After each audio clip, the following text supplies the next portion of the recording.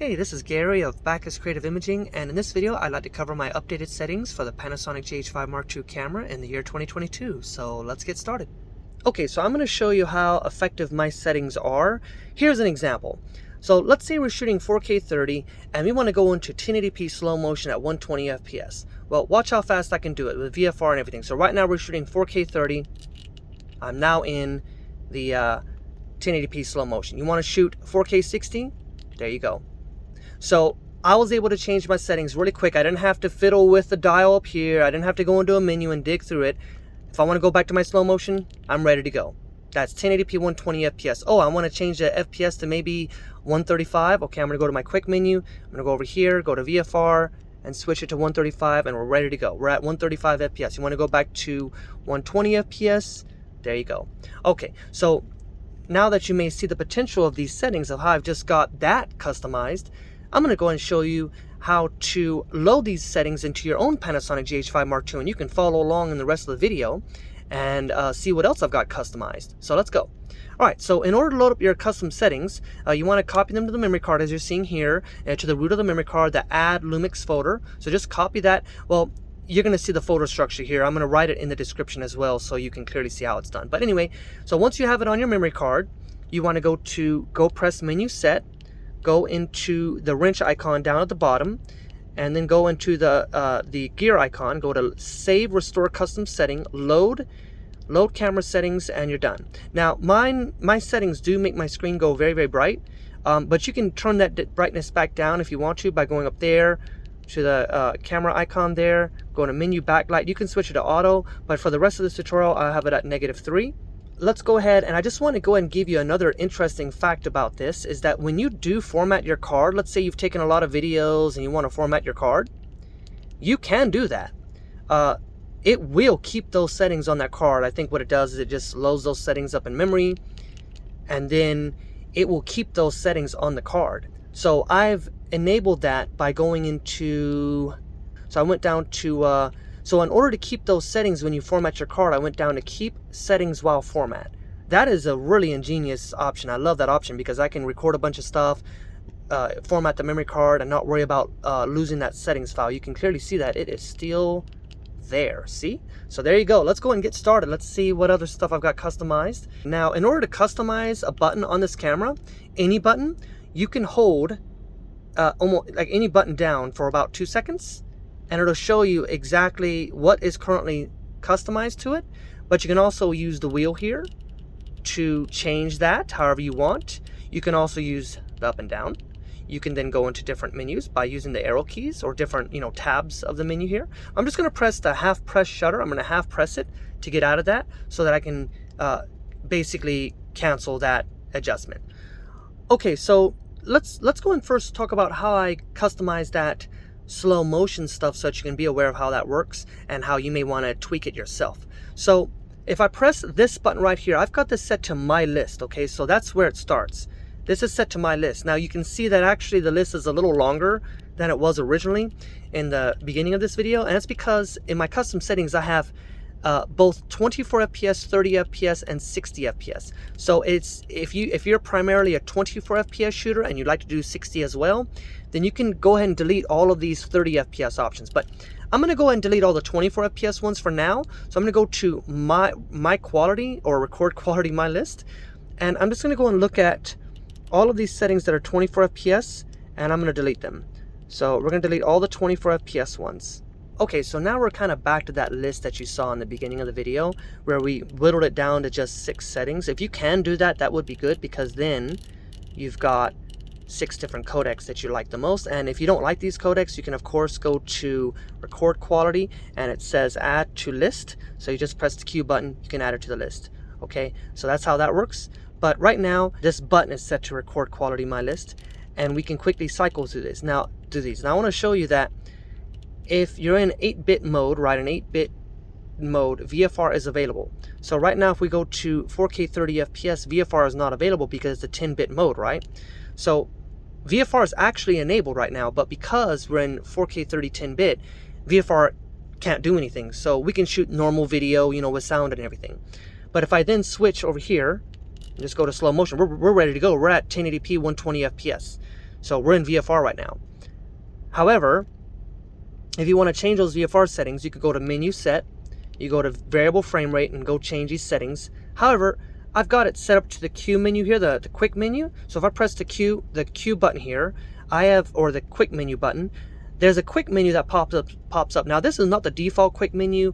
I've customized this a little bit, and it's actually not really fully complete, to be honest. Only these settings up here is what I really care about. These settings down here, I have not really messed with these, so feel free to change however anything you want in here. But when I press the quick menu, it automatically goes to your picture profile, which is right there, and you can use this dial here to switch between the different profiles, okay? But I'm using flat right now. Let's go back to flat. There we go. But let's say you're in the slow motion at 120 FPS and you want to change it to, for some reason you want to change it to say 135 FPS. You want to get a little bit more slow motion. Okay, well, let's just go ahead and press the quick menu. Go over here, click on this, and then use the dial up here to change the frame rate. And then just press the menu set and hit the shutter, half press the shutter. Now I know that was a lot of buttons to press, so I'm going to go and switch it back to 120 FPS. You just press the quick menu, do this, and then do that, and then you're done. Okay, so if you find yourself changing that a lot by going to the quick menu and just pressing the menu set and then using this dial to change your frame rate, like say to 105 and hit menu set and then half press the shutter or fully press the shutter to start recording, you can do that really quickly. I'm going to switch this back to what I prefer. So there we go, 120 FPS. Now, a little tip about the variable frame rate mode on this camera, and on a lot of cameras around this price range, of course, is that this is being line skipped. So the video is line skipped, and that is a problem because you can have moire artifacts appear in your video. So what I do is I personally, when I shoot variable frame rate slow motion, I use the 1:1 image area of video mode. So it's called image area of video up here. Right now it's in full. You can set it to pixel for pixel. What it'll do is, this is a 20 megapixel sensor, right? So it'll crop in to a 1:1 readout of that 1080p video. So it's about a 2.6x crop. So this nub here has got 5 custom buttons on it, up, down, left, and right, and as well as in the pressing it in the center. So you can see that if I want to do my 1:1, my image area video, I just half press it to the, or just press it to the right, and it brings up the menu here. You can navigate that using the arrows or the wheel, but I don't even do any of that. I just use the nub itself to continue on with my setting. Then once I like it, I half press the shutter, and we're good to go. You can even press the shutter all the way to start recording to confirm that setting and to record. So if I want to go back to my full sensor readout, I press this to the right twice and half press shutter, we're done. If I want to go back to my 1:1 readout, which is my 2.6x sensor crop zoom, I can just press right, and then half press shutter or fully press shutter to start recording with that selected mode. So this can be very fast. So let's say that I want to go back to 4K 30, and let's say I'm recording video and I want to go and do some slow motion, and I also want to do my 1:1 sensor crop to avoid any potential for moire artifacts. So I can just go ahead, because at that point it's not line skipped, right, when you're cropped into 1:1. So let's go and go do this, wheel all the way down. We're recording now. We're already recording. So I want to go back to 4K 30. And here's where it's interesting. If you're in the sensor crop mode, which is pixel for pixel, you can see it up there, and you go to your My List, notice how it's not going to be at the 1080p option at the bottom, it's going to be at the top. And it seems to be where if you're not in the full sensor readout, and right now we're in the full sensor readout again, and we press our record quality, you can see it goes to the option that's actually the current video settings, right? But if you are in the sensor crop mode, just keep in mind, if you want to go to 4K 30, just go and press this button, and that's 4K 60 of course, but you get the idea. So it'll go to the top, and you just rotate the dial to the setting you want, and you're good to go. So if you're shooting 4K 60 and you want to get some really nice slow motion, there we go, and we're recording. So let's say you're shooting 4K 30 and you want to get into slow motion mode now with the sensor crop, you're done. You're in it already. That's how quick it was. You did not have to do, you just, once you learn how to move the dials and stuff with my custom settings, you'll be able to get video very effectively, very fast, without digging through menus, or at least going through them minimally. Okay, so we've covered this. Now, again, in order to customize a setting, as I said, or I may have said before, I don't know if I have, but you hold down any button on the camera, and it'll bring up the menu for you. See? And the menu will show all of the different settings you can customize to that button. And you can use the arrows to navigate this and all that. I'm going to just press half press shutter to get out of that. So if I press up on this, I've got my focus peaking. You can see peaking up there. It'll have a P. That's your focus peaking. There it is. Now, if you move the camera and all that, if you move it, there's a motion blur right now because we're using a 180-degree shutter angle. We're moving the camera, so the focus peaking doesn't really appear, but that's because it's based on contrast. But as you can see, focus peaking is there. I don't really use the focus peaking too much, so I'm gonna press it up to turn it off. I tend to just use the viewfinder. The viewfinder is very sharp, so when I'm filming like bugs and critters and other animals and stuff, I just use the electronic viewfinder, and I don't even use focus peaking. Okay, so you can see, what have I got set here? Well, if I press this to the right, I've got my zebra pattern at 105 IRE. So basically, once you've got an overexposed image, so let's switch our EV up a little bit here. Let's increase our ISO to something ridiculous. And you can see that we've got some zebra pattern over there, so that's overexposed. Let's go back to auto down there with our limit at 3200. So that is zebra off, zebra 105%. Now if you switch to a different profile, I'm going to press the Q button here, and I'm going to go and choose the vlog profile. There it is. Just press that, we're done, or half press shutter. You can see that if I now use my zebras, it's at 80% because Vlog L clips at 80%, right? So now I'm going to go back to the quick menu, and I'm going to use this dial here to switch between the different modes, and we're going to go back to flat, okay? Or you just press the half press shutter. So if you want to go to something like natural, you just do this and you hit half press shutter. You want to go back to Vlog, you're done. You have press shutter. Now if you wanted to, you could customize and add these to the different photo styles, and so you could just go from, say, if you like natural, flat, and vlog, you could just do that. But I personally don't like that. I like seeing that icon up there and knowing exactly what mode I'm in, so I don't mind spending an extra few seconds to dig through that. But just press the Q menu here. You can use this dial to switch between your settings. But I'm going to go back to flat because again I like to see flat up there. In the Q menu, I've got things like monochrome live view, synchro scan for flickering lights, level gauge, which I have off, and then I have a sound record level display, or sound, yeah, there we go. Metering mode, exposure mode, this is your exposure setup. So whether you're shooting in shutter priority or whatever. So anyways, let's continue on. So as you can see, that is set for my zebras. I tend to have the zebras off. That's just how I work. Just generally speaking, because something's gonna get overexposed and I don't like a lot of distractions, but occasionally I turn them on. Okay, so what do I have on the down here, on the down option here? Well, we've got toggling between histogram, waveform, and vector scope. Now if you don't like where these are at, you can just go to let's see, if we go over here, there's our waveform, vector scope, waveform. You can move it around on the screen however you want. You can also use this dial to make it bigger, but I personally just like it to be there. Now you see there's also a blue indication here, a blue line, a blue box. That's my 2.35 cinematic framing guide. You can go ahead and also tweak that by going into the frame marker options. You can go to set. You can see it's set to 2.35. You can change the color. You can even have a frame mask. You can also, of course, turn it off and then half press the shutter, and now it's gone. So let's leave it gone for the rest of the video. Okay, so you might wonder, why is my vector scope over here? I mean, okay, the histogram, okay, it's in the corner. Yeah, okay, that's nice, the waveform monitor, but why is the vector scope over there? Because you can hit the white balance button here. You can see the vector scope's kind of out of the way. And you can also adjust the tint, right?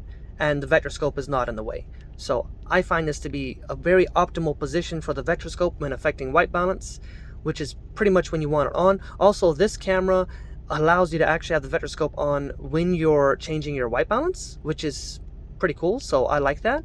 But anyways, I don't usually have it on much unless I'm doing that. I tend to have my waveform monitor on. So this button down here allows me to toggle between these three options. So I just use the waveform monitor most of the time. Okay, Okay, so now that we've got that set up, of course we know that the middle button's the menu set, right? Okay, so let's get out of this and let's move on to this button down here. What I have set to here is monochrome live view, which honestly I almost never use. Now the purpose of this setting is so that if you're using something like focus peaking, you can get rid of all the color. So you can turn on monochrome live view, and you can have like a black and white video so that you can focus, or not a black and white video, obviously it doesn't record your video in black and white, but it just gives you that monitor view in black and white, and it'll allow you to like see your focus peaking better.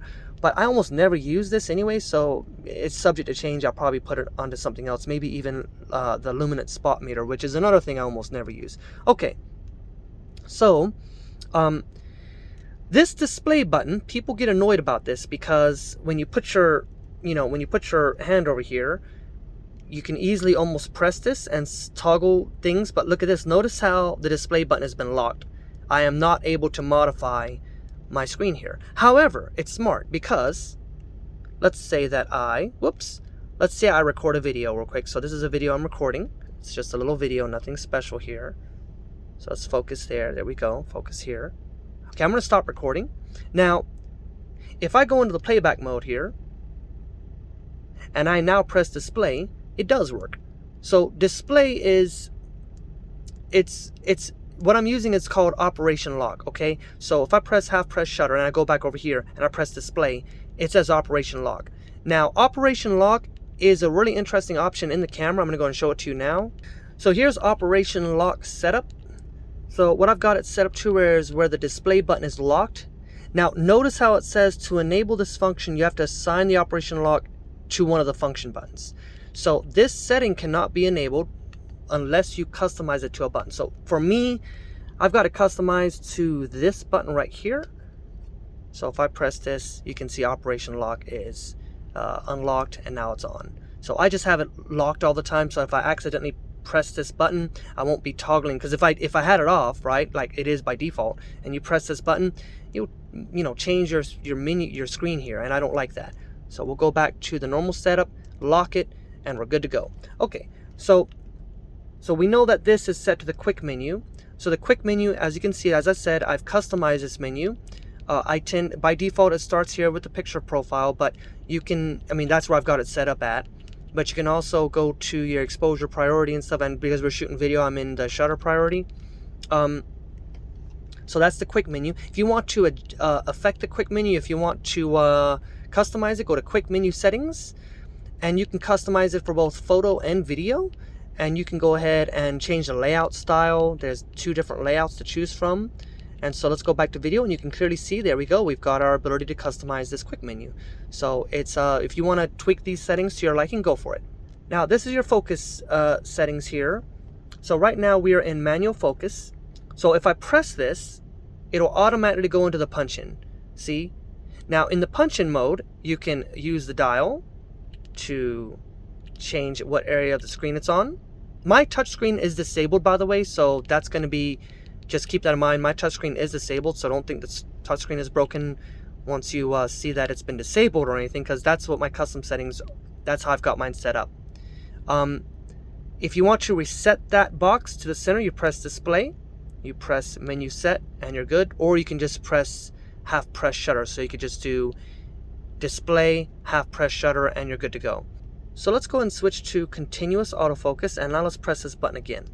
So you can see that it brings up all the AF modes, auto-focusing modes. So I can use the ring here, the wheel here, to change settings. So I tend to be in one area. So you can change a few settings here. Look at the arrows, right? So if you press this down here, you can make this bigger by using the wheel.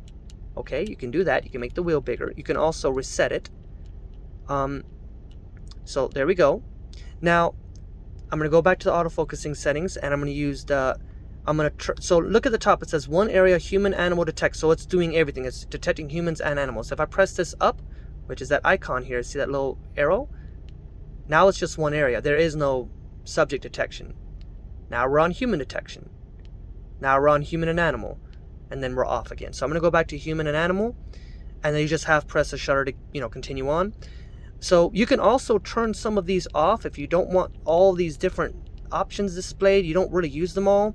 So you can go and go into the menu here, into the wrench and the AF, the first menu of the AF menu, and it goes to show hide AF, or you can go there and you can turn off the different modes that you do not want to see, or turn them on. So you can customize. I'm gonna press the shutter to get out. You can customize this AF mode here, or the AF mode display. So however many modes you want to see. Let's go in more into this nub here, and I've got it set up so you can see that I have, if I press, so speaking of autofocus, if I hit this button right now, I am using back button autofocusing, so it's going to go and try to attempt to focus. But what if I want to prioritize the objects that are closer by, or something that's closer by? I've got this set to AF near. See? AF near, and then this is AF far. So I'm going to go and hold it about the same position. This is AF far. This would be AF near. AF far. Now, in this little scene here, it's not going to make much of a difference. But if you're filming, say, a subject that's really close by and you want to quickly focus, I set this to AF near so that it'll prioritize the minimum focusing distance of the lens. And then this one will prioritize stuff in the distance. So that's how I've got mine set up. Now if I press the downward option, or the downward portion of this nub, you see nothing really changes except that little icon there. See it? So that is your, let's go and look at just the stabilizer settings here. So you can see in the menu here, in the video modes at the very bottom, you can see the image stabilizer, and there's operation modes. So I'm just going to use it on normal, and boost IS is what we're controlling here. So if I press this down, this nub down, you can see we're toggling between boost IS on and boost IS, just regular IS, or image stabilization. If you hold it down, we can get to the custom setting. It's called boost IS. Now on the GH5 it was called IS lock. On the GH5 Mark II here it's called boost IS, which is the new naming convention they're using, or the new naming, but it's the same function. What it does is it prioritizes, if you press it down, if you just enable it, it gives you almost like a locked off tripod shot. So if you have little steady movements with the camera, it'll lock off your shot really well if you're trying to focus on just a locked off shot. But if you want to move, especially with the telephoto lens, it can kind of get a bit jittery. So just kind of just, if you want to use that mode, just use it just for a locked off shot, and you can turn it off and go for a normal stabilized shot. So that's boost IS. So like, let's say you're trying to take a video of something in the distance and you just wanted to make it look as stable, as steady as possible, but you're not going to move the camera, you don't plan on panning, then you can go and enable that boost IS. And then if you just wanted to get normal shots, like where you're panning, then you want to turn that off. Okay, so anyways, the next setting, so we covered that this was near focusing. This one right here is your image area video, right? This one down here is your boost IS. What about the one on the top? So the one on the top is focus ring lock, which seems a little bit, unusual, but it's a really cool feature that I don't really see anyone talking about. It's enabled when you go to manual focus. So let's say, I find this when I'm trying to get shots when I'm driving, so I find this very useful. So let's say that I want to focus to infinity, right? So I focus to infinity. Let's just say that was infinity, right? Or let's just say this is the focus I want. Now I press this nub up, and you can do this when you're recording or not, doesn't matter. Now my focus ring is locked. So if I'm holding this camera and I'm recording and I accidentally move this focus ring, I'm sorry, that's the focal length. If I accidentally move the focus ring, you can see that we are not changing the focus, and it's very useful. So you can toggle it between on and off. See? So that's what I've got set to its focus ring lock. Now speaking of manual focusing, I want to show you a few things about this lens. So this lens is the Panasonic 10-25mm f1.7, and you know, it's a really good lens, of course, and it's got a manual focus clutch, but I never use this anymore because this camera, the Panasonic GH5 Mark II, makes this focus clutch obsolete. Yes, this is obsolete. This is great if you're using a different Panasonic body, but with this body here, there's a better feature in the camera that's better than this. So as you can see, the focus throw to infinity to like minimum focusing distance is what, maybe 90 degrees. Well, if you go into the menu and you go into your lens options down here, you can see we've got focus ring control. I've got it set to linear. So non-linear would be your typical photography type camera. So this right here is non-linear, and then when you go here it becomes linear. That's why this is there. Well, by going to focus ring control, you can set most of the higher end Panasonic lenses, not all of them, but most of the more expensive ones. You can now update that lens firmware, so you have to update the lens firmware. But now you can set it to linear. So you can see it says focus response according to rotation angle of the focus ring, as opposed to the rotation speed. So now you can also go to set. Now I've got mine set to maximum, but you can set it to whatever degrees you want.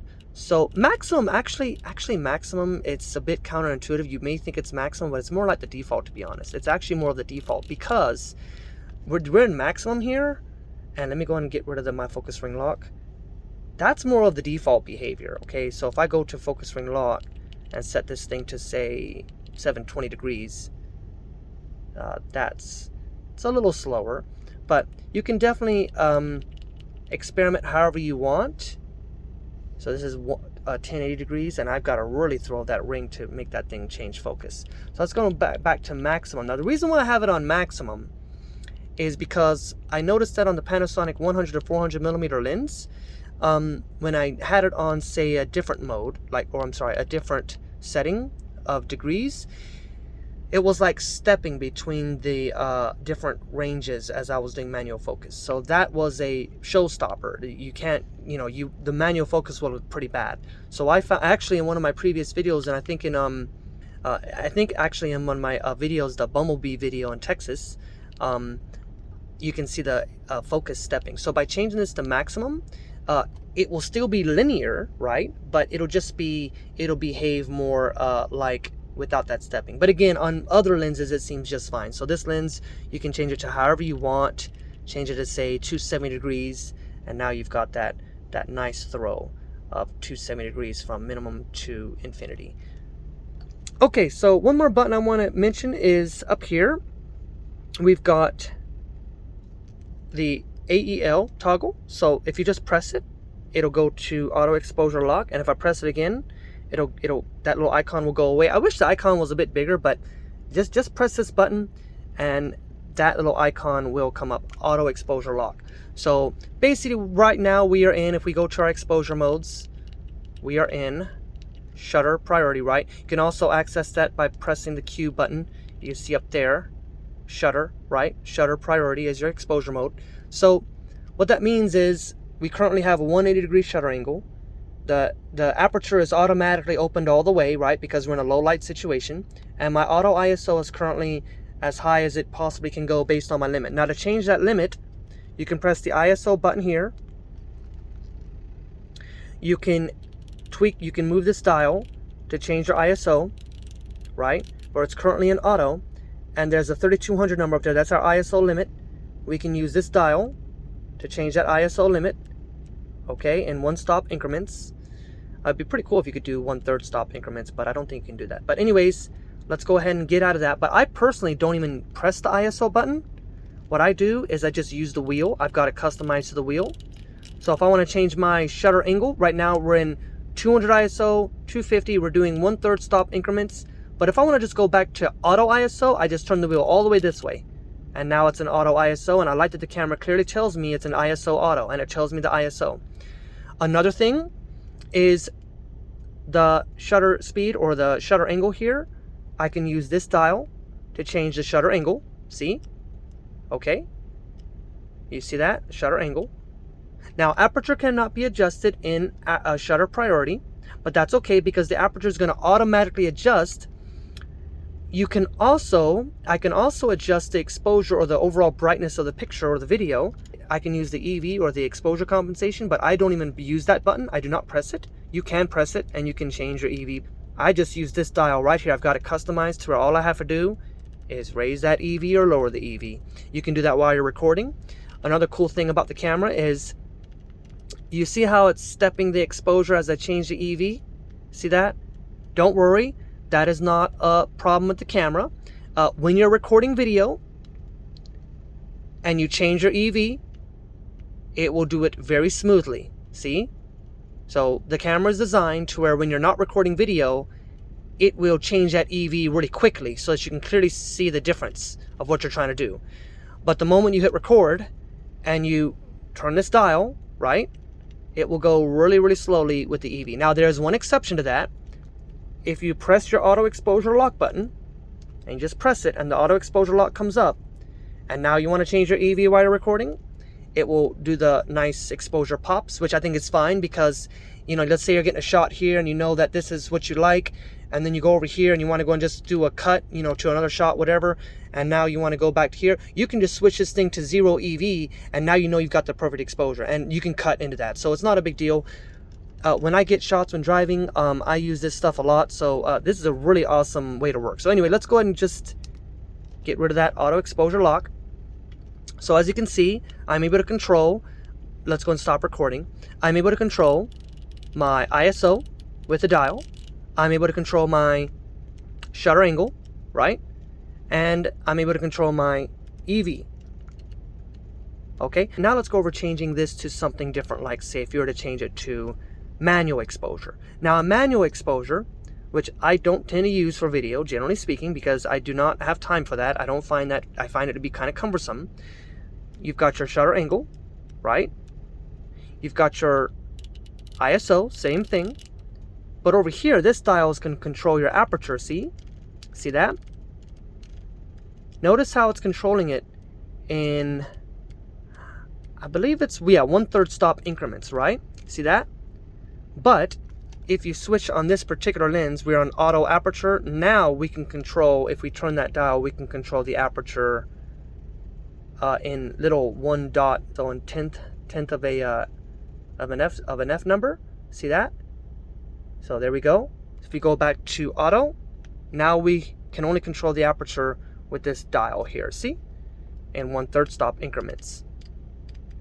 But again, while manual exposure is wonderful, if you're doing a lot of run and gun video, I tend to just switch mine to shutter priority. If you're doing like run and gun video like me, I find that your standard shutter priority shooting is the way I like to go. So anyways, now just a couple notes on how I've got my stuff set up, my camera set up, just a few more notes. The photo style, you can see that I use flat. That's my primary photo style. I've got this set to +3 saturation because I like to maintain the bit depth of the saturation. I've got my sharpness set to -5. If you don't want to add sharpening in post, you can always just bring this back to say 0, which would probably give you a good result. Noise reduction, again, I like to do noise reduction in post, so I have mine at -5, but if you don't want to really mess with anything, you can switch it to 0. So just keep in mind that while my settings are good, you may want to go in here and tweak some things and then save it again. And so everything has been modified that way, pretty much. So even on these ones that I don't use, my noise reduction and my sharpness is all the way down on all of them. So let's go and go back to flat. The photo styles I like most in this camera are natural. Standard is pretty good too, don't get me wrong. So standard, natural, I mean they all have their place, but the ones that I'd probably use most would be natural, flat, and vlog. But personally, vlog's over there of course, but personally I find that what I prefer doing is I just use flat, and this is just my style of shooting. So anyways, let's go and go to a few other settings I think are important. This is your save restore camera settings. So as I said in the beginning, you can go and load my camera settings in, but if you've adjusted the settings and you want to have something a bit different, or you want to save it, just go and go here, go to save, and then you can go to a new file, or you can overwrite the settings that you already have. So anyways, so I've turned on my frame guide again because I want to show you how I've got my photography set up, and I'm going to show you a bit of a quirk here. So this is my video setup. Everything's looking good. We've got our audio meters right. We've got our waveform monitor and our frame guide. Well, let's go to manual exposure for photography. As you can see, we've got our frame guide, which we wouldn't want that. We've got our audio meters. We don't want that. So what I found was, instead of customizing these modes here to the photography stuff, I've actually, oddly enough, I've saved them to C1 and C2. So C1 is my aperture priority. C2 is my shutter priority. Now C3 would be manual, but I've not customized that because I tend to just use you know, shutter and aperture. You can see that I've got Obviously right now we've got the ISO at 200, and if I want to go above there, I can go and turn my dial, or I can just do auto ISO, as you can see, or I can just turn my dial however I want.